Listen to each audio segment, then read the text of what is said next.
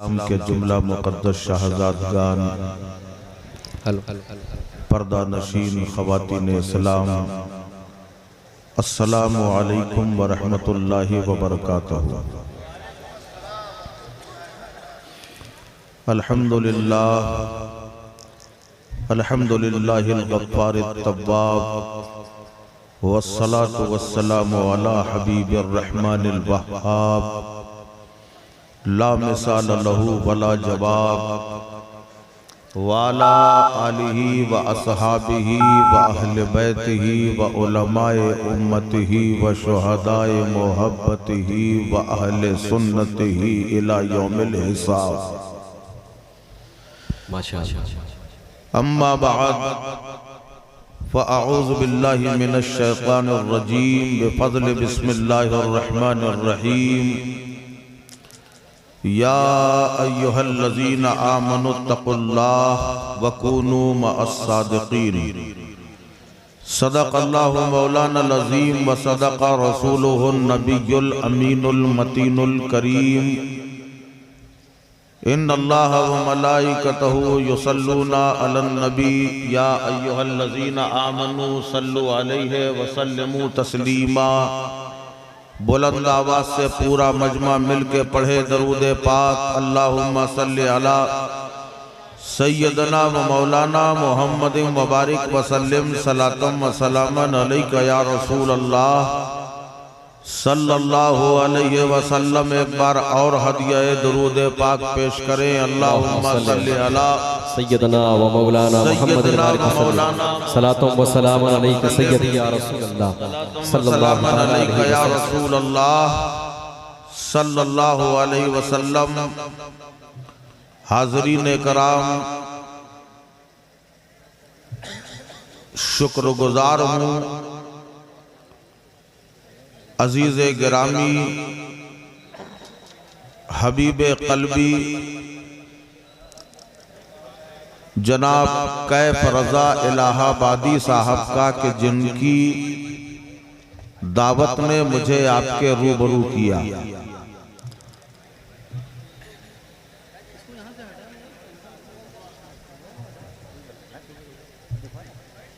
मैं बहुत लंबा वक्फा आपके दरमियान में लंबे वक्त तक नहीं रहूंगा।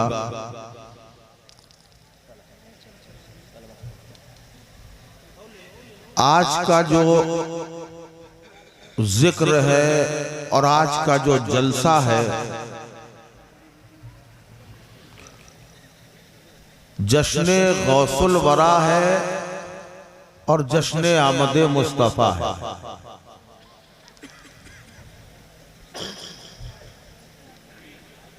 थोड़ी देर सुकूत की जरूरत है। अभी आप जनाब शाहिद रजा साहब से बड़े खूबसूरत कलाम समात फरमा रहे थे, महजूज हो रहे थे। दो चार शेर हस्बे आदत मैं भी पेश करने की सादत हासिल कर रहा हूं। एक बार और दरूद पाक पढ़ लें। अल्लाहुम्मा सल्ली अला सय्यदना मौलाना मुहम्मद मुबारक वसल्लम सलातम व सलामन अलैका या रसूल अल्लाह सल्लल्लाहु अलैहि वसल्लम। माशाअल्लाह। कोई समझेगा कैसे क्या है रुतबा गौसे आज़म का। मैं आपको समझने की कोशिश कर रहा हूँ, इसलिए मैं ये कलाम पढ़ रहा हूँ। जरा जिंदा हो जाइए। वो जिनके ईमान है मुर्दा यारो उनको मरने दो। हम जिंदों में हम जिंदा दिल जिंदा नबी की बात करें। जिंदाबाद। बहुत कोई समझेगा कैसे क्या है रुतबा गौसे आज़म का। कोई समझेगा कैसे क्या है रुतबा गौसे आज़म का। कोई समझेगा कैसे क्या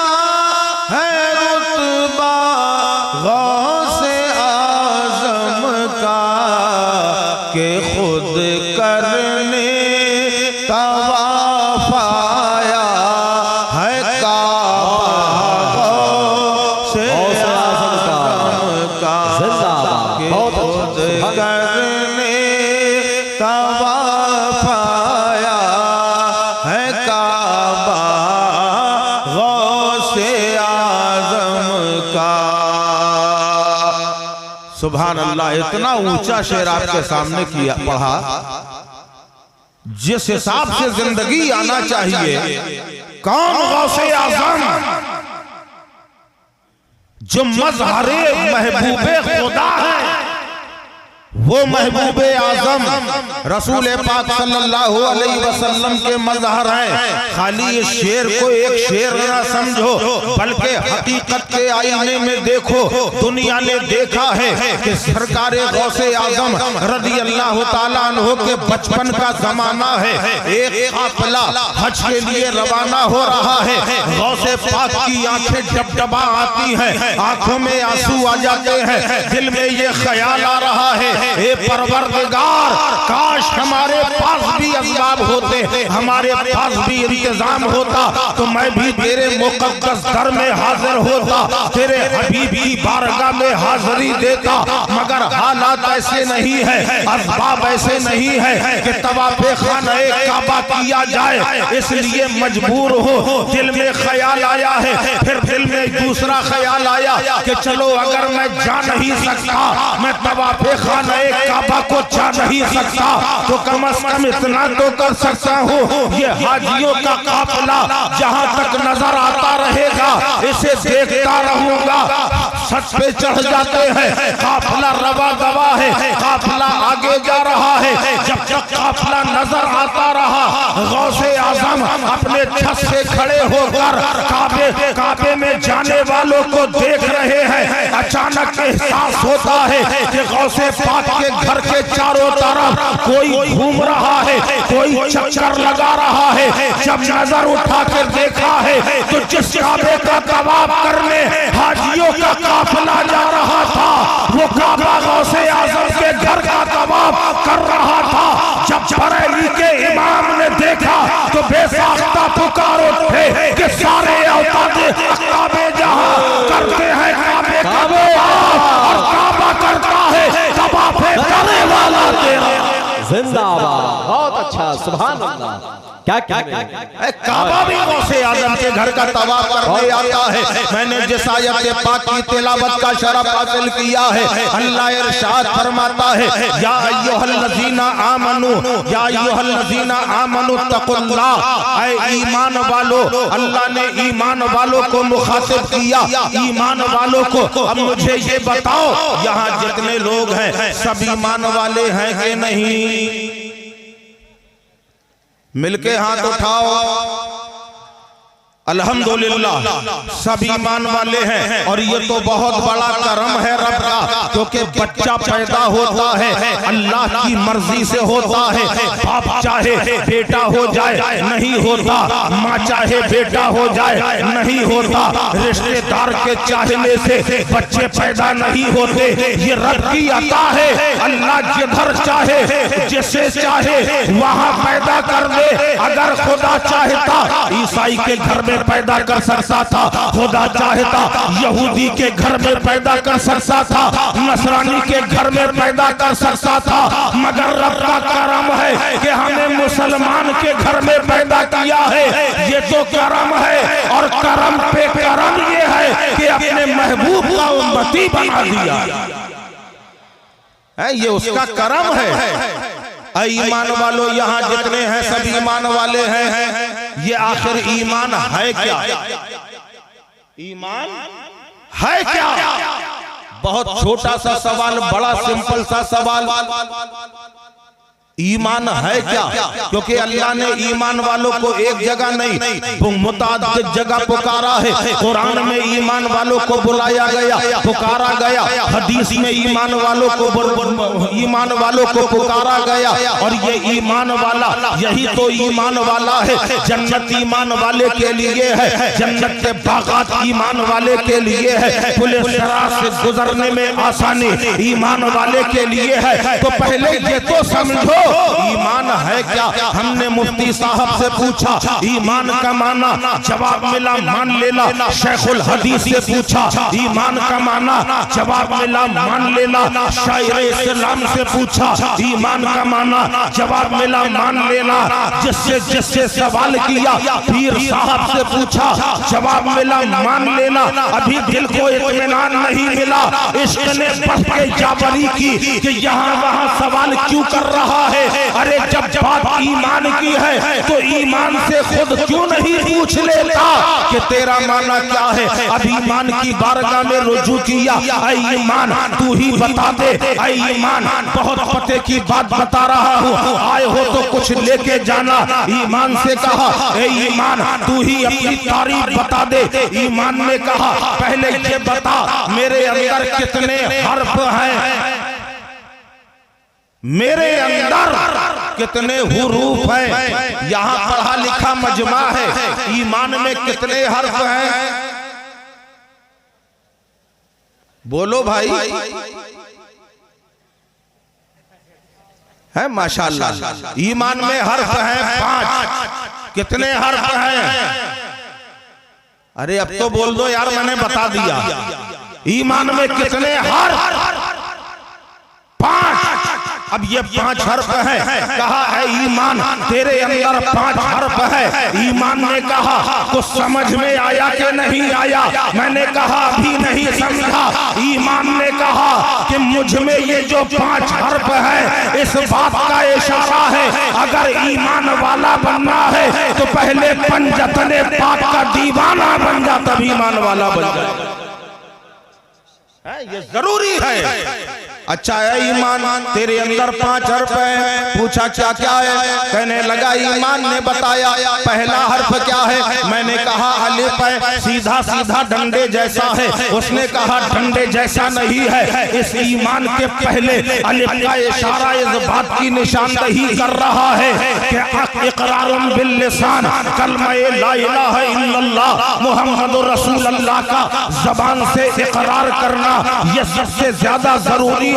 अगर जबान से इकरार न किया जाए आप मुसलमान नहीं होंगे, आप ईमान वाले नहीं होंगे। पहला हर्फ अलिफ है जिसका इशारा है इकरारुन बिल लिसान, जबान से इकरार कर। मैंने कहा ऐ ईमान मैंने समझ लिया, क्या मैं ईमान वाला हो गया? अरे कहा अभी तो पहली मंजिल में आया है, इकरारुन बिल लिसान को समझा है।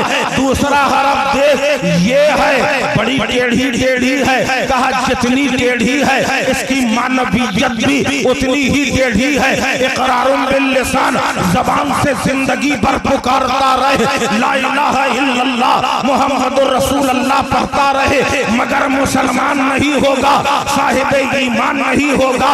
क्या तुमने देखा नहीं है कि वो वक्त भी आया है कि अगयार ने अपनी सियासत की बुनियाद पर कलमा पढ़ के सुनाया है। कभी नेहरू ने कलमा पढ़ा है, कभी गांधी ने कलमा पढ़ा है और दुनिया को बताया है कि हम भी कलमा पढ़ना जानते हैं। क्या वो मुसलमान हो गए? नहीं हुए। ईमान ने कहा ये का इशारा समझ, जिंदगी भर जबान से इकरार करना काफी नहीं है, यकीन बिल कल्ब, दिल से यकीन करना भी जरूरी है। समझ में आ रहा है कि नहीं आ रहा है? अगर नहीं आ रहा तो बताओ भाई, मैं बिल्कुल सीधी सीधी तकरीर करके निकल जाऊं। तो जरा मचल के कहो सुभान अल्लाह। ये सबके लिए पैगाम है, खाली जबान से इकरार करना काफी नहीं, यकीन बिन कल्ब बिल कल्ब, दिल से यकीन करना भी जरूरी है।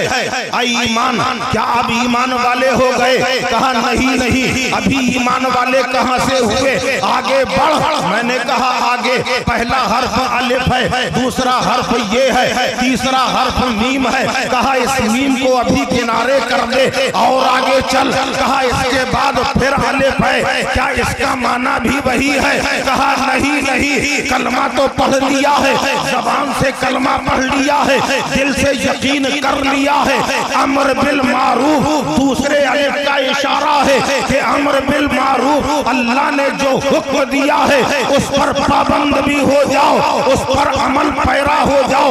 रब ने कहा है, रब ने कहा है नमाज पढ़ो तो नमाजी बन जाओ, रब का हुक्म है। रोजा रखो, रोजादार बन जाओ, रब का हुक्म है। साहिबे माल हो, हज करो, हज करने लग जाओ। अगर साहिबे निसाब हो, अल्लाह का हुक्म है कि ज़कात अदा करो, अल्लाह का हुक्म है। माँ बाप पर अच्छा सुलूक करो, उनका एहसाने अजीम है। माँ बाप के खिदमत गुजार बन जाओ। रब ने जो एहकाम जारी किए हैं उस पे अमल पैरा हो जाओ। अच्छा ठीक है, ईमान अल्लाह ने जो फरमाया है, हम नमाज पढ़ते हैं, हम रोजा रखते हैं, हम हज भी करते हैं, हम ज़कात भी देते हैं। क्या अब साहिबे ईमान हो गए? क्या अब हमारा ईमान मुकम्मल हो गया? कहा नहीं नहीं, आगे पढ़, आगे नून है और ये नून का इशारा है, नून का इशारा है। नहीं अनिल मुनकर, जिस बात से अल्लाह ने रोक दिया है उससे बाज आ जाओ। नमाज पढ़ रहे हो, रोजा रख रहे हो, ज़कात दे रहे हो, हज कर रहे हो, अच्छे अमाल कर रहे हो, मगर घर में तुम्हारे शादी हो रही है, पंज वक्ता तुम नमाजी हो, तुम्हारे घर में शादी हो रही है, घर में ढोल बज रहा है, घर में बाजा बज रहा है, घर में ताशा बज रहा है, घर में औरतें नाच रही हैं। ये कैसी तुम्हारे अंदर वफादारी है, इस्लाम की मोहब्बत है? तुम नमाजी भी हो, पंज वक्ता बाजमात नमाज भी पढ़ रहे हो, घर में डांस भी हो रहा है, घर में बच्चे बेपर्दा घूम भी रहे हैं। ये क्या समझ में नहीं आ रहा? गीबत से बच रहे हैं, चुगली से बच रहे हैं, माँ बाप की नाफरमानी से बच रहे हैं, उलमा की बेएहतराम, उलमा की अदावत से बच रहे हैं। पता चला अब हम ईमान वाले हो गए। ईमान ने कहा अभी जाने ईमान को तो छोड़ दिया है, तुमने पहला अलिफ तो समझ लिया, तुमने दूसरा ये तो समझ लिया, तीसरा अलिफ देख लिया और चौथे नून का मतलब जान लिया, दरमियान में तुमने मीम छोड़ा है। जानते हो ये मीम क्या है? यही तो मीम है जो अहद और अहमद के बीच का पर्दा है। यही तो मीम है जो डूबों के लिए तिनके का सहारा है। यही तो मीम है कि जिस मीम के सदके में सारी कायनात को वजूद बख्शा गया है। यही तो नामे मोहम्मद का मीम है। अगर ये ना होते, मोहम्मद अरबी ना होते तो न जमीन बनाई जाती, नबी ना होते आसमान न बनता, नबी ना होते चांद न बनता, नबी ना होते सूरज ना बनाया जाता, नबी ना होते अंजुम कहकशा न होते, नबी ना होते कोई बरगो समर न होते, नबी ना होते खुशको तर न होते, नबी ना होते बरगो समर न होते, नबी ना आते लालो गोहर न होते, नबी ना आते जिन्नो बशर न होते, नबी ना आते सिद्दीक़ अकबर न होते, नबी ना आते फारूक आज़म न होते, नबी ना आते उस्मान गनी न होते, नबी ना आते हैदर कर्रार न होते, नबी ना आते हसन मुश्तबा न होते, नबी ना आते शहीद करबला न होते, नबी ना आते सहाबा न होते, नबी ना आते ताबईन न होते, नबी ना आते तबा ताबईन न होते, नबी ना आते मज़हूबीन न होते, नबी ना आते सालिकीन न होते, नबी ना आते अइम्मा मुज्तहिदीन न होते, नबी ना आते कुरान न होता, नबी ना आते ईमान न होता, नबी ना आते तो जमाना न होता, नबी ना आते रमजान न होता, नबी ना आते तो सदाकत न होती, नबी ना आते अदालत न होती, नबी ना आते सखावत न होती, नबी ना आते शुजाअत न होती, नबी ना आते करामत न होती, नबी ना आते शहादत न होती, नबी ना आते गौसियत न होती, नबी ना आते ख्वाजगियत न होती, नबी ना आते मुजद्दिदियत न होती, नबी ना आते तो ख्वाजगियत न होती, नबी ना आते तो न तुम होते न हम होते। हकीकत तो ये है कि नबी ना आते तो खुदा को पहचानने वाला भी कोई नहीं।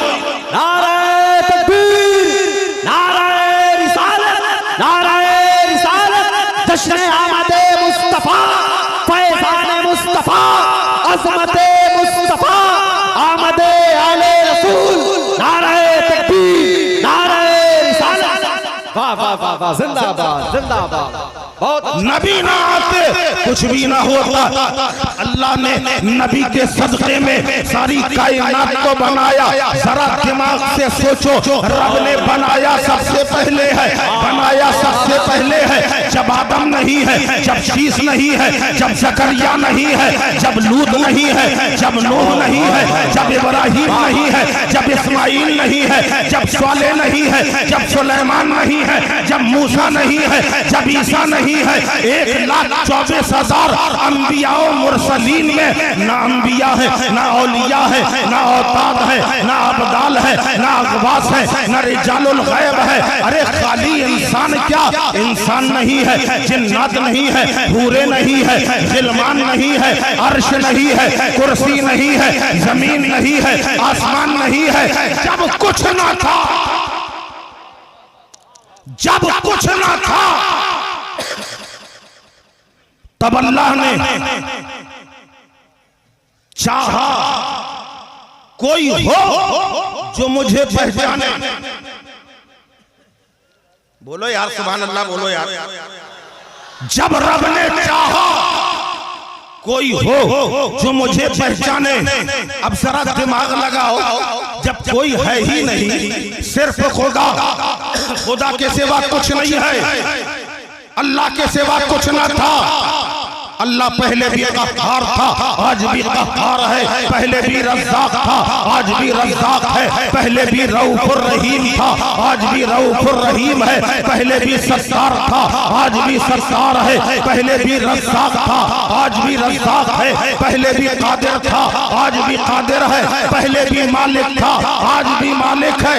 सब था, तमाम खूबियों की, तमाम सिफ़ात की का मालिक परवरदिगारे आलम मौजूद था। अभी कोई नबी नहीं है, कोई वली नहीं है, कोई सहाबी नहीं है, कोई इंसानो जिन्नात नहीं है, जमीन और आसमान नहीं है। जब रब ने चाहा कोई हो जो मुझे पहचाने, कोई हो जो मुझे जाने, कोई हो जो मुझे रब कहे, कोई हो जो मुझे खुदा कहे। जब रब ने इरादा फरमाया, जब रब ने इरादा फरमाया, सुभान अल्लाह। आज हम कोई काम करते हैं, हम जब कोई काम करते हैं, मिसाल के तौर पे एक फैक्ट्री बनाई, क्या क्या हमने एक फैक्ट्री बनाई या इरादा किया। अब देखो हमारा इरादा, तुम्हारा इरादा और खुदा का इरादा, सब में फर्क देखो। हमने इरादा किया कि हम एक फैक्ट्री बनाएं। काहे की फैक्ट्री बनाई जाए? एक मोबाइल की फैक्ट्री बनाई जाए, मोबाइल असेंबल किया जाए। नहीं मोबाइल नहीं, और कुछ लाइए।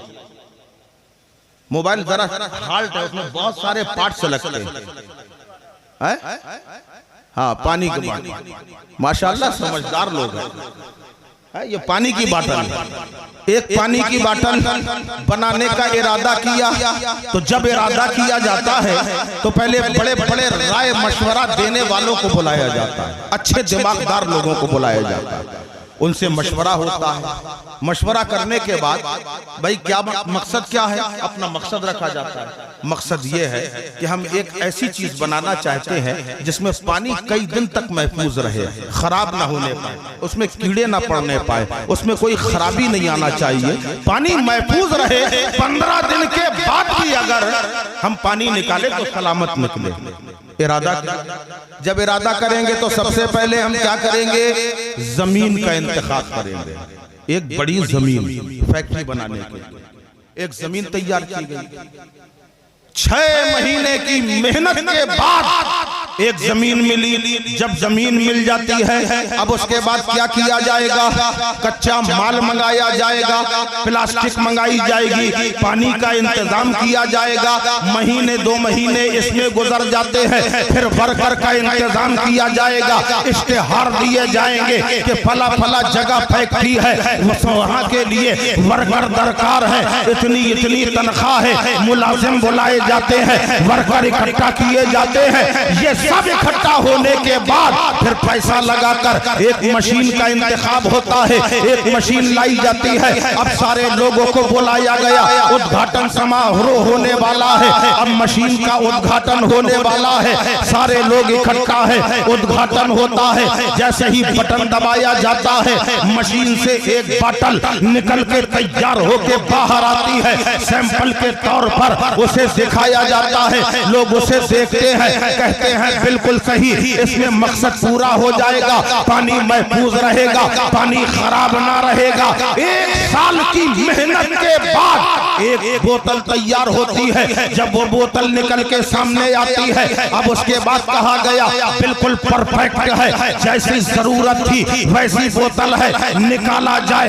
एक के बाद एक, एक के बाद एक बोतलें बनना शुरू हुई। जरा सी देर के अंदर 50 बोतलें इकट्ठा हो जाती हैं। अब उसके बाद इतने बड़े मजमे में कहा जाए चौथे नंबर पर जो बोतल तैयार हुई है, जरा कोई हो जो आगे आए और चौथे नंबर की बोतल को निकाल ले। कोई है इतने बड़े मजमे में कि 100 बोतलों के बीच से चौथे नंबर पर तैयार होने वाली बोतल को निकाल के दिखाए? कोई है? यार ये लोग बोलते नहीं है। अब कब नहीं, हमें लगता है अच्छे दिनों के इंतजार में। क्यों भाई, अच्छे दिन का इंतजार कर रहे हो आप? कौन कौन अच्छे दिन का इंतजार कर रहा है? 1 2। अरे जिसके दिन बुरे हो वो अच्छे दिन का इंतजार करे। हमारे अच्छे दिन तभी शुरू हो गए थे जब आमना के लाल दुनिया में तशरीफ लाए थे। तो फिर खामोश क्यों? जरा जिंदा हो जाओ। अल्हम्दुलिल्लाह, जिसकी महफिल में बैठे हो वो गौसे आजम तो वो है, कदमों की ठोकर मार दे तो मुर्दों को जिंदगी मिल जाया करती है। अगर निगाहे गौसियत उड़ गई तो खुदा की कसम हमारे मुर्दा दिलों को भी जिंदगी मिल जाएगी। जिंदाबाद जिंदाबाद, बहुत अच्छा। कोई है जो चौथे नंबर वाली बोतल को निकाल के दिखाए? क्या माशाअल्लाह, कोई नहीं निकाल पाएगा। क्यों? क्योंकि सब एक जैसी हैं, सब एक जैसी हैं। आप ना निकाल पाओगे। ये हमारी मशीन है, ये हमारा कारखाना है। अब आओ कारखाना कुदरत में आ जाओ, रब के कारखाने में आ जाओ। अल्लाह ने हजरत आदम से लेकर आज तक जितने इंसानों को बनाया है, कहीं दूसरा पीस नजर आए तो बताना। ये स्टेज वालों की तरह दूसरा न मिलेगा, हमारी तरह दूसरा न मिलेगा, तुम्हारी तरह दूसरा न मिलेगा। अरे अगर मिलेगा भी, आप मोटे हो वो दुबला हो जाएगा, आप लंबे हो वो छोटा हो जाएगा, आप गोरे हो वो काला हो जाएगा, आपकी आंखें बड़ी है उसकी आंखें छोटी हो जाएंगी। कहीं ना कहीं फर्क आ जाएगा। वजह क्या है? क्योंकि अल्लाह ने एक जैसा दूसरा बनाया नहीं। जब हमारी तरह दूसरा नहीं, तुम्हारी तरह खुदा ने दूसरा ना बनाया तो मुझे बताओ अपने हबीब के जैसा दूसरा कहां बनाया होगा? जिंदाबाद, क्या कहना। अल्लाह अकबर, बहुत अच्छा। अल्लाह ने बनाया सबसे पहले। हम हमारी फैक्ट्री साल भर में तैयार होती है, मगर रब ने जब इरादा फरमाया कि कोई हो जो मुझे पहचाने, कोई हो जो मुझे जाने, कोई हो जो मुझे रब कहे, कोई हो जो मुझे करीम कहे, कोई हो जो मुझे सत्तार कहे, इरादा फरमाया, अपने नूर से एक नूर को निकाला और कहा मोहम्मद बन जा। कैसे आदमी हो यार, तुम्हारे नबी की तारीफ कर रहे हैं। अगर जानते हो ये वो महफिलें हैं कि जहां खाली आप नहीं हो, अल्लाह के वली भी होते, खुद नबी तशरीफ लाते हैं। हजरते सरकार गौसे आजम रज़ी अल्लाह ताला अन्हु बयान फरमा रहे हैं। एक और गौसे पाक का जो बयान होता था, ऐसा बयान होता था 70-70 हजार का मजमा होता था। उसमें इंसान भी होते, जिन्नात भी होते, चरिंद परिंद भी होते, मलाइका भी होते। और गौसे पाक जितनी आवाज में यहां बयान करते आगे सब वाले सुनते थे, उतनी ही आवाज में पीछे वाले सुनते थे। और गौसे पाक की जो महफिल थी, आज तो ये होता है कि आप आए, आपने तकरीर सुनी, ये झाड़ा वह झाड़ा ये गए, सुनाए रहो मौलाना कितना सुनाओगे। तुम नमाज के बारे में कहोगे हाँ हाँ हाँ वाह वाह कर देंगे, उसके बाद पढ़ना है नहीं। ऐसी तकरीर सुनने से कोई फायदा नहीं। गौसे पाक की जिस महफिल में आप बैठे हैं, सरकार गौसे पाक जब बयान करते थे, जानते हो उनकी महफिल से कई कई जनाजे उठते थे, लोग खौफे इलाही से इस कदर रोया। वो है गौसे पाक। एक मर्तबा गौसे पाक बयान फरमा रहे हैं, अचानक गौसे आजम ने इरशाद फरमाया, आज महफिले मिलाद मुस्तफा है, जिसे जो मांगना है मांग लो, अल्लाह अता फरमाएगा। किसने कहा? गौसे पाक। अब अगर यहां मैं कहूं जिसे जो मांगना है मांग लो, ईमानदारी से बताना आप क्या मांगोगे? नोट ही तो मांगोगे। आप कहोगे मौला दौलत दे दे, कोई कहेगा इज्जत दे दे, कोई कहेगा कुर्सी दे दे। गौसे आजम ने जब ऐलान किया जिसे जो मांगना है मांग लो, हर किसी ने अपने अपने मुताबिक मांगा। किसी ने दौलत मांगी, किसी ने इज्जत मांगी, किसी ने शोहरत मांगी, किसी ने वकार मांगा, किसी ने बुलंदी मांगी, किसी ने अजमतें मांगी, किसी ने रहमतें मांगी, किसी ने बरकतें मांगी। सारे लोगों ने अपने अपने मुताबिक हाथ उठाए, मांग लिया। अब गौसे आजम दौराने तकरीर अचानक मिंबर से उतरे, अचानक मिंबर से उतरे। लोगों ने गौसे पाक की नजर देखी कि गौस की नजर कहां है, गौसे पाक की नजर कहां है। अब वो जमाने गए, पहले लोग अपने पीरों की नजरों को देख के पहचान लिया करते थे। आज कोई अपने पीर की नजर नहीं पहचानता। अमन ना तो वैसे पीर हैं और ना वैसे मुरीद हैं। पहले के पीर वो होते थे कि मुरीद अगर हाथ में दाखिले सिलसिला होता था तो खाली दुनियादार ना होता था, कोई महबूबे इलाही बनाया जाता था, कोई खुसरो बनाया जाता था, कोई नसीरुद्दीन चिराग पहलवी बनाया जाता था, कोई बख्तियारे काकी बनाया जाता था। मार्फत इलाही की मंजिलें कराई जाती थी। नारे तकबीर, नारे तकबीर, नारे रिसालत, नारे रिसालत, जश्न आमदे मुस्तफा, फैज़ान मुस्तफा। मुरीदों ने सरकार गौसे आजम रज़ी अल्लाह अन्हु की नजरों को देखा कि नजर कहां है। लोगों ने देखा गौस की नजर एक जानिब मरकूज है, एक शख्स की तरफ देख रहे हैं और नीचे तशरीफ लाए। रफ्ता रफ्ता मजमे को चीरते हुए सरकार गौसे पाक उस शख्स के पास गए जो शख्स सो रहा था, आंखें बंद किए हुए था, गुनगुदगी के आलम में था, झोंके खा रहा था। उसके करीब जाते हैं। अब लोग सोच रहे हैं इसकी खैरियत नहीं है, अब इसकी जान जा सकती है, क्योंकि गौस का जलाल तो वो जलाल है कि गौसे आजम अगर तकरीर कर रहे हैं और चील आवाज करती गुजर जाए, गौसे पाक इशारा कर दे, चील के दो टुकड़े होके जमीन में गिर जाते हैं। ये जलाले गौसे आजम है। और जब खिताब खत्म हो जाता है, दोनों टुकड़ों को जोड़कर कुंबेज़निल्लाह कह देते हैं, परिंदा उड़ जाता है। ये जमाले गौसे आजम है।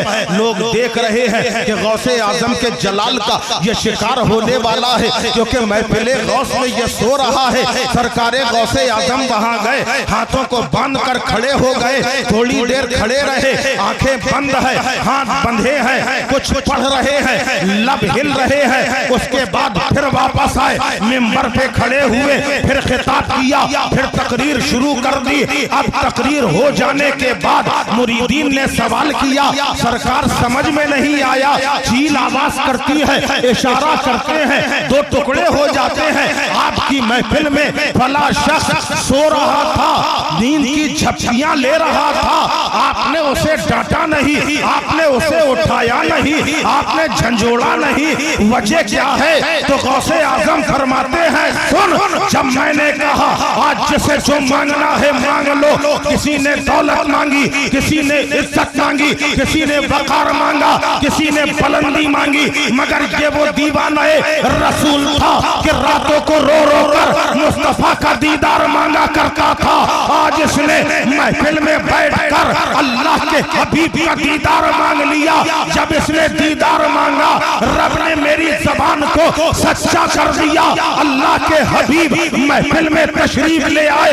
जब मैंने देखा रसूलों के इमाम मजमे में है, तो अब्दुल कादिर को ये गवारा ना हुआ कि रसूल अल्लाह नीचे हो, अब्दुल कादिर ऊपर हो, इसलिए मैं नीचे आ गया और नबी की बारगाह में सलातो सलाम। सुभान अल्लाह, जिंदाबाद, माशाअल्लाह, क्या कहेंगे, बहुत अच्छा या रसूल अल्लाह, माशाअल्लाह, जिंदाबाद जिंदाबाद, बहुत अच्छा हजरत। क्या इससे पता चला कि जहां महफिले गौस होती है वहां रसूलों के इमाम भी आते हैं। अम्मा तुम खुद दिमाग लगाओ, ये मेरा बेटा है सैयद ताहिर मसूदी, मेरा फर्जंदे अंजुमन है, कहीं इसका प्रोग्राम होता है, कहीं ये नातख्वानी करता है, मेरा लख्ते जिगर है, मेरे जिगर का टुकड़ा है, मैं तो जरूर जाऊंगा, मैं सुनने जाता हूँ, मैं देखने जाता हूँ, पढ़ कैसा रहा है, कामयाबी कैसी मिल रही है, लोग कितने चाहने वाले हैं, ये मेरा मिजाज है। अगर आप हो, आप अपने बच्चे की कामयाबी देखने के लिए आप भी जाते हैं, आप भी मसरूर होते हैं, आप भी खुश होते हैं। और जहां नबी के बेटे का जिक्र हो, गौसे आजम का जिक्र हो, वहां अली भी आते हैं, नबी भी आते हैं। जरा देखे तो मेरे जिगर के टुकड़े गौसे आजम के कितने दीवाने हैं, कितने चाहने वाले। तो रसूलों के इमाम भी आते हैं देखने कि मेरे प्यारे के चाहने वाले कितने हैं। अल्लाह अकबर। मैं बता ये रहा था, मुझे नहीं मालूम मैं यहाँ कहाँ से आ गया, ऐसा लग रहा है लगाम गौसे आजम पकड़े हैं, मैं जाता कहीं हूँ, खींच देते हैं कि मेरी तरफ, क्योंकि महीना उन्हीं का है, महीना ही गौसे आजम का है। बहरहाल मैं अर्ज ये कर रहा था, अल्लाह ने सिर्फ अपने महबूब के नूरे पाक को अपने नूर से निकाला और कहा मोहम्मद बन जा, इतना कहना था, नूरे नबी जलवागर हो गया। यही वो नूर है जिसके लिए रब ने कुरान में कहा है, क़द जाअकुम मिनल्लाहि नूर, तहकीक अल्लाह की जानिब से आया एक नूर। ये नूर तो एक चमका था, अल्लाह के महबूब का नूर चमका है। जैसे ही ये नूर चमका, उजाला ही उजाला हो गया, लोग आने लगे, चमक पाने लगे। पता चला नूरे मुस्तफा की चमक के लिए लोग दौड़ पड़े। अबू बकर आए, सदाकत की चमक मिल गई, फारूक आए, अदालत की चमक मिल गई, उस्मान आए, सखावत की चमक मिल गई, अली आए, शुजाअत की चमक मिल गई, इमाम आजम आए, इमामत की चमक मिल गई, शहीद आजम आए, शहादत की चमक मिल गई। पता चला गौसे आजम आए, गौसियत की चमक मिल गई, गरीब नवाज आए, ख्वाजगियत की चमक मिल गई। जब बरेली के ताजदार ने देखा कि नूरे मुस्तफा की चमक सबको मिल रही है, तो खामोश ना रह सके, बेसाख्ता पुकार उठे कि या रसूल अल्लाह, चमक तुझसे पाते हैं सब पाने वाले, मेरा दिल भी चमका दे, चमकाने वाले। नारे तकबीर, नारे रिसालत, नारे रिसालत, जश्न आमदे मुस्तफा, फैज़ान मुस्तफा, मसलके आला हजरत, फैज़ान आला हजरत। वही तो नूर है। अब मैं यहाँ एक बात आपको एक तरफ और लेके आता हूँ, अब जरा गौर करो, नूर चमका एक, अल्लाह ने अपने नूर से महबूब का नूर बनाया। ये नूर तो नूर था, थोड़ी तवज्जो, नूर का मतलब नूर का मतलब रोशनी। नूर का मतलब, बोला भी करो यार, कब बोलोगे आप? नूर का मतलब रोशनी। सूरज चमका, सूरज चमका, रोशनी देखी आपने कैसी होती है? सूरज की रोशनी कैसी है? यार मजमा मुंतशिर कर रही है। सूरज की रोशनी कैसी? सफेद। जमाने में उजाला फैलता है सूरज की रोशनी से। चांद की रोशनी वो भी सफेद, चांदनी ही चांदनी फैलती है। ये सामने है, ये भी नूर है, ये भी रोशनी है। यहां से भी नूर छन रहा है, ये भी सफेद है। रोशनी का रंग एक होता है, रोशनी का रंग एक होता है। पावर हाउस से लाइट चलती है, तो जब पावर हाउस से लाइट चलती है, करंट आता है, तो मुझे बताओ वो करंट आपके घर भी आता है, आपके दफ्तर भी आता है, आपके कॉलेज में भी आता है, आपके ऑफिस में भी आता है, जलसे में भी आता है। करंट एक है, पावर एक है, मगर जब वो आता है, कहीं लाइट तेज जलती है, कहीं धीमी जलती है, कहीं लाल होती है, कहीं हरी लाइट होती है, कहीं नीली होती है। अरे भाई लाइट तो एक है, नूर तो एक है, ये कलर कैसे बदल गए? ये कलर कैसे चेंज हो गए? नबी का नूर चमका, अब हम देख रहे हैं कहीं हरी रंगत का नूर है, कहीं लाल रंगत का नूर है, कहीं चिश्ती रंगत का नूर है। वजह क्या है? पावर लिया, करंट लिया, नूर से वाबस्ता हुए। अगर गौसे आजम नूरे मोहम्मदी से वाबस्ता हुए, रंगे कादरी मिल गया, गरीब नवाज वाबस्ता हुए, चिश्ती रंग मिल गया, मखदूमे कलियर वाबस्ता हुए, साबरी रंग मिल गया, महबूबे इलाही वाबस्ता हुए, तो निजामी रंग मिल गया। पता चला दुनिया में जितने सिलसिले हैं, नूर वही है, रंगत अलग अलग है।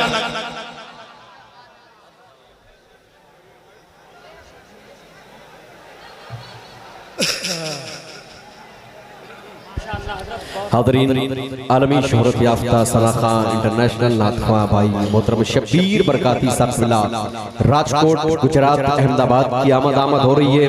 खड़े होकर के नारों के साथ इस्तकबाल कर ले। नारे तकबीर, नारे तकबीर, नारे रिसालत, नारे रिसालत, नारे रिसालत, नारे रिसालत। उलमाए अहले सुन्नत, उलमाए अहले सुन्नत, शोराए अहले सुन्नत, शोराए अहले सुन्नत।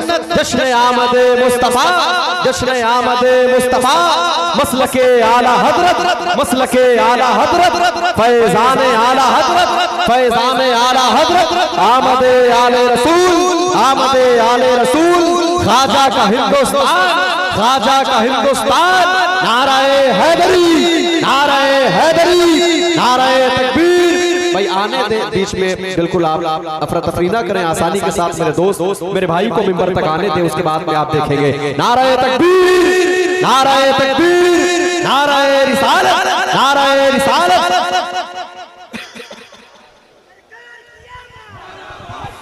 नारे तकबीर, नारे रिसालत। सरकार की आमद, पत्ती पत्ती फूल फूल, दोनों हाथों को उठाइए। पत्ती पत्ती फूल फूल, पत्ती पत्ती फूल फूल, बस्ती बस्ती करिया करिया। नारे तकबीर, नारे रिसालत।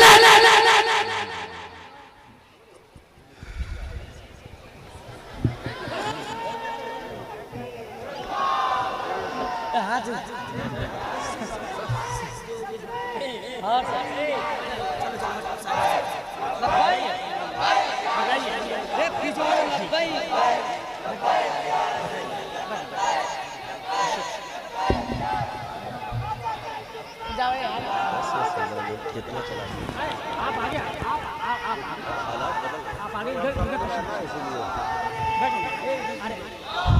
माशाअल्लाह। चलिए अब बैठ जाइए, बैठ जाइए। मुझे आपका पूरा ख्याल है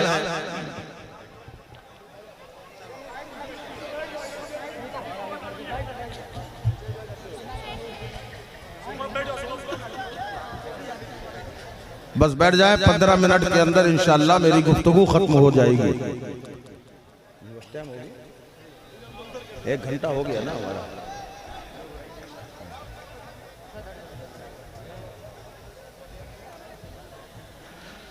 हाँ सुभान अल्लाह। देखिए माशाअल्लाह हमारे शब्बीर बरकाती साहब भी आपके सामने जलवा अफरोज हो चुके हैं। अब थोड़ी देर के बाद इंशाअल्लाह ये रहेंगे, आप रहेंगे। तो मैं अर्ज ये कर रहा था, नूर वही एक है। अल्लाह ने अपने नूर से नूरे पाके मुस्तफ़ा को सबसे पहले बनाया और भेजा सबसे आखिर में। सारे अंबिया को भेज दिया, पहले बनाया तो पहले क्यों ना भेजा?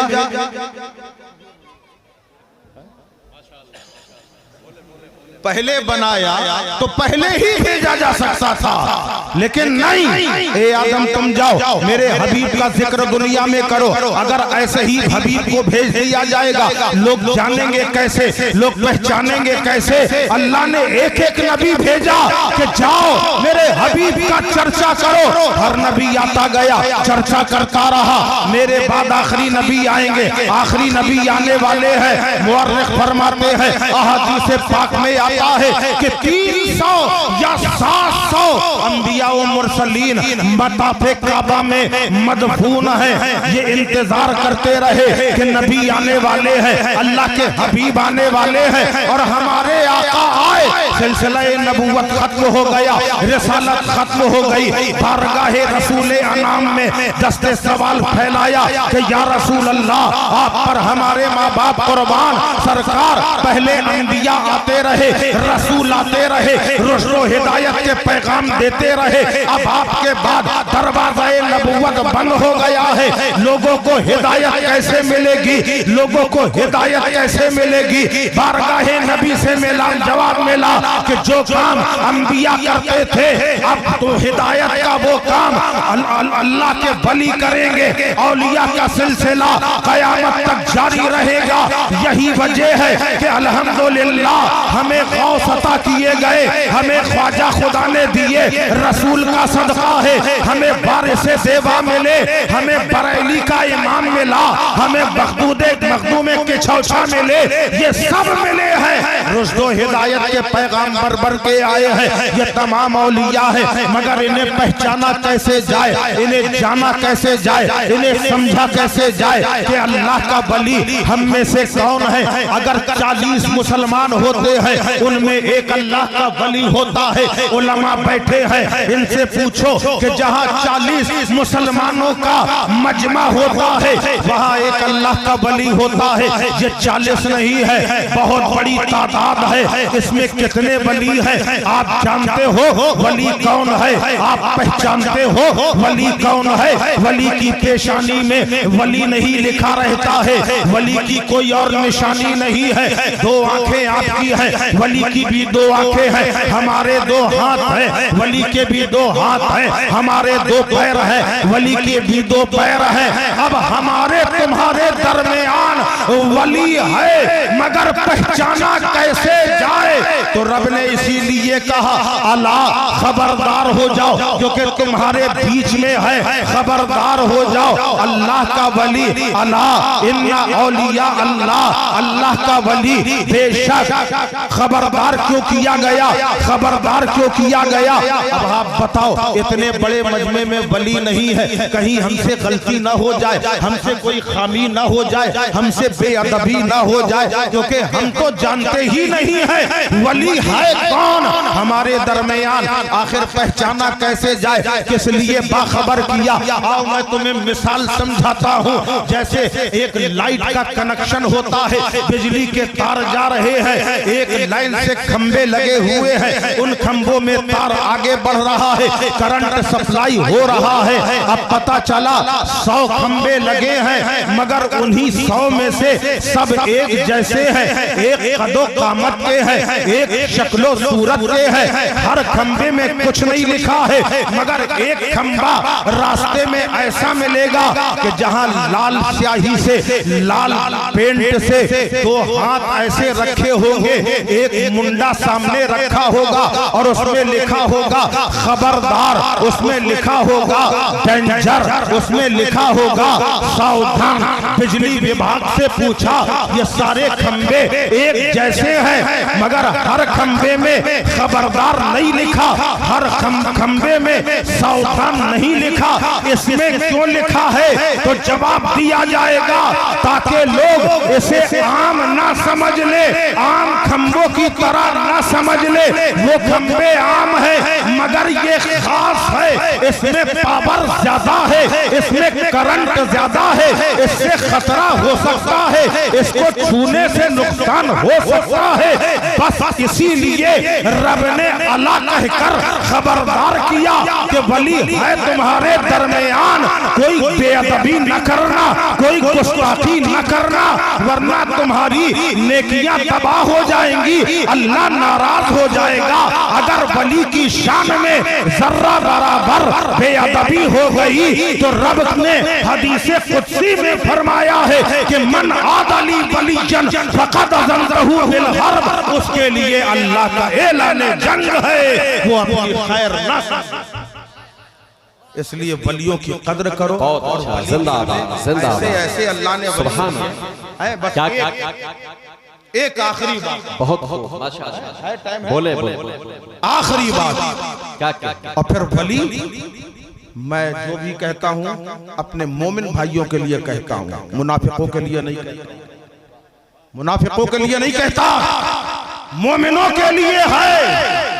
अल्लाह ने हमें ऐसे पावरफुल औलिया अता फरमाए हैं, ऐसे ईमान दिए हैं कि कदमों की ठोकरों में जिनके जिंदगी मिला करती है, वो सैयदना सरकारे गौसे आजम रदी अल्लाह अन्हु। मैंने जो आयत पढ़ी थी मैं वहां तक पहुंच ही नहीं पाया। या अय्युहल्लज़ीना आमनुत्तकुल्लाह वकूनू मास्सादिकीन, और सच्चों के साथ हो जाओ। आए ईमान वालों, तकवा इख्तियार करो, यानी अल्लाह से डरो। वकूनू मास्सादिकीन, सच्चों के साथ हो जाओ। तो ये साथ होने में फायदा क्या है, बस इतना बताऊंगा, क्योंकि आयत का तर्जुमा जरूरी है। सच्चों के साथ होने का फायदा क्या है? ये निस्बत की तरफ इशारा है कि हम रसूल अल्लाह से निस्बत रखते हैं, हम गौसे आजम से निस्बत रखते हैं। कहाँ रसूल, कहाँ हम जैसे गुनहगार, कहाँ गौसे पाक, कहाँ हम जैसे नजिसो नापाक, है ना सवाल ये। मगर निस्बत का फायदा क्या है? निस्बत का फायदा दिखाऊं। रमजान की 28 तारीख को लोग, और पहले आ जाइए 25 तारीख लोग जा रहे हैं कपड़े की दुकान में, कपड़े की दुकान में पहुंचे, सेठ साहब पहुंचे, क्यों भाई सबसे टॉप क्लास का कपड़ा दो हमको। तो टॉप क्लास का कपड़ा जब मांगा जाएगा, क्या हिसाब है? कहा साहब 2000 रुपए मीटर है। ठीक है निकाल दो। 2000 रुपए मीटर का कपड़ा उन्होंने ले लिया मुतवल्ली साहब ने। फिर देखा मुअज्जिन साहब आए, उन्होंने कहा भाई सबसे सस्ता वाला कपड़ा दो। मुतवल्ली साहब ने सबसे महंगा मांगा 2000 रुपए मीटर। अब मुअज्जिन साहब गए, कहने लगे भैया सबसे सस्ता कपड़ा कौन सा है? उन्होंने कहा मलमल का है। क्या हिसाब है? का 5 रुपए मीटर। अब जमाना बदल गया, 10 रुपए मान लो। का 10 रुपए मीटर। मुअज्जिन साहब ने कहा 1 मीटर निकाल दो। 1 मीटर इन्होंने निकाल लिया, ये लेके चले गए। 3 मीटर से 4 मीटर वो लेके चले गए। मुतवल्ली साहब अब बेहतरीन सारे लोग ईद वाले दिन जर्क बर्क लिबास पहन के आए। मुतवल्ली साहब 2000 रुपए मीटर का कपड़ा पहन के आए। अचानक मुतवल्ली साहब की नजर पड़ी, एक साहब उठे जो 10 रुपए मीटर वाला कपड़ा मुअज्जिन साहब खरीद के लेके आए थे, उसे चूम रहे हैं, आंखों से लगा रहे हैं। मुतवल्ली साहब ने कहा, ए नादान, ये तो 10 रुपए मीटर वाला है, मेरा कपड़ा चूमो। ये 2000 रुपए मीटर का कपड़ा खरीदा है, इसका चूमना जरूरी है, ये तो 10 रुपए वाला है। कहा, मैं कीमत नहीं देख रहा बल्कि निस्बत देख रहा हूँ। उस 10 रुपए मीटर वाले कपड़े की निस्बत कुरान से हो गई है, इसलिए वो चूमने के काबिल बन गया। जिंदाबाद, बहुत अच्छा, सुभान अल्लाह, माशाअल्लाह। ये है निस्बत का फायदा। इसलिए कहा जा रहा है, सच्चों के दामन करम से मंसूब हो जाओ और करीब आ जाओ। अल्लाह के नबी सल्लल्लाहु अलैहि वसल्लम के प्यारे जानेसार हजरत अनस रज़ी अल्लाह ताला अन्हु के घर में मेहमान आते हैं। जब मेहमान आते हैं, आप दस्तरखान बिछाया गया और उस दस्तरखान को जैसे ही देखा, मालूम हुआ मैला है, दाग लगे हैं, धब्बे लगे हैं। खादिमा से कहा, तुमने देखा नहीं, ये दाग धब्बे वाला दस्तरखान तुमने बिछा दिया, जाओ इसे साफ करके लाओ। उसने दस्तरखान उठाया, तंदूर में डाल दिया। अब सारे मेहमान हैरत में पड़ गए, बड़ी तेज भूख लग रही थी, अभी अभी दस्तरखान बिछा था, इसे आग में जला दिया गया। अब किया क्या जाएगा? अब जरा देखो, दस्तरखान के फायदे इतने हैं कि रसूल पाक सल्लल्लाहु अलैहि वसल्लम इरशाद फरमाते हैं, अगर लाल दस्तरखान में खाना खाओगे, अल्लाह ताला तुम्हारे घर में खैरो बरकत का नुज़ूल। मगर आज अफसोस होता है, जब शादी बारात में जाओ, देखने में लगता है सब बफर सिस्टम लगे हुए हैं, ये सारे खाने लाइन से लगे हुए हैं, हाँ स्टॉल लगे हुए हैं। आप बड़े शानदार कपड़े, बढ़िया कोट पैंट पहन के आप पहुंचे, मगर कोई आपको बिठालने वाला नहीं है, आइए साहब खाना खा लीजिए, नहीं कहेगा कोई। बहुत बेगैरत हो, खुद बढ़ के आओ, प्लेट उठाओ, प्लेट उठा ली। अब प्लेट लिए खड़े हुए हैं, किस लिए खड़े हैं? भाई कोई खाना दे देगा, कोई नहीं देगा खाना। बहुत भूख लगी, जाओ खुद निकालो, खुद।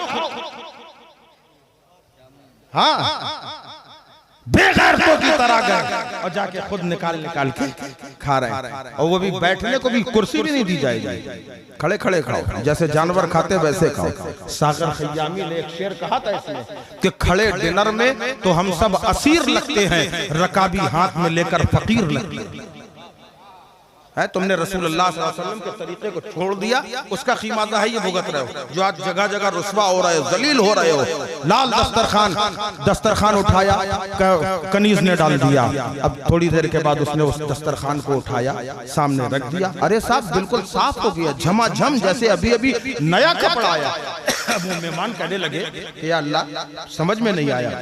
हजरत अनस से कहने लगे, भाई ये बताइए, आग का काम है कपड़े को जला देना, ये कैसा कपड़ा है? आग में डाल दिया गया, कपड़ा जला नहीं, कपड़े का कुछ हुआ नहीं। हजरत अनस फरमाते, कहने लगे आपको मालूम था पहले से ये नहीं चलेगा? हजरत अनस फरमाते, हाँ मैं जानता था, ये पहली बार नहीं कईयों बार ऐसा कर चुका हूँ। जब इसको धोना होता है, आग में डाल देता हूँ, निकल ही आता है धुल के। कहा बड़ी हैरत की बात है, कपड़ा आग में धुलता है कि जलता है? कहा सब जलते हैं मगर ये धुलता है। का वजह? का एक मर्तबा अल्लाह के रसूल सल्लल्लाहु अलैहि वसल्लम तशरीफ लाए थे, उन्होंने खाना तनावुल फरमाया और अपनी अंगुश्ते मुबारक, उंगलियां शरीफ एक कोने से ऐसे साफ की, साफ नहीं की बल्कि कपड़े को साफ कर दिया। नबी की अंगुश्ते मुबारक है, मस हो गई अंगुश्ते मुबारक, इतनी सी जगह में मस हुई। अब यहाँ ध्यान रखिए, यहाँ पे मस हुई, ठीक है साहब, तब से ये जलता नहीं है। उन लोगों ने पूछा कितनी जगह पे मस हुई थी? बताया इतनी जगह पे हुई थी। का इतनी जगह न जलती, ये सब क्यों बच जाती है? खाली इतना न जलता, जहां जहां नबी की अंगुष्ठे मुबारक टच हो गई वो जगह न जलती, मगर पूरा दस्तरखान क्यों नहीं जलता? तो जवाब दिया कि उसकी वजह ये है, जहां नबी की अंगुष्ठे मुबारक है, हर तार कहीं न कहीं से वहां आके जुड़ रहा है। तो जब जुड़ रहा है तो कैसे जलेगी? ऐ लोगों समझ जाओ, चाहे तुम चिश्ती हो, चाहे कादरी हो, चाहे नक्शबंदी हो, चाहे सुहरवर्दी हो, चाहे निजामी हो, चाहे फरीदी हो, चाहे रज़वी हो, चाहे अशरफी हो, चाहे मसूदी हो, चाहे रब्बानी हो, किसी सिलसिले से जुड़ के आओ, अगर रसूल अल्लाह से वाबस्ता हो जाओगे और निस्बत मिल जाएगी तो कयामत में जैसे दुनिया की आग ने दस्तरखान को नहीं जलाया, जहन्नम की आग तुम्हें नहीं जलाएगी, क्योंकि तुम्हारी निस्बत रसूल अल्लाह। या अय्युहल्लज़ीना आमनुत्तकुल्लाह वकुनू मअस सादिकीन वमा अलैना इल्लल बलागुल मुबीन। अस्सलामु अलैकुम।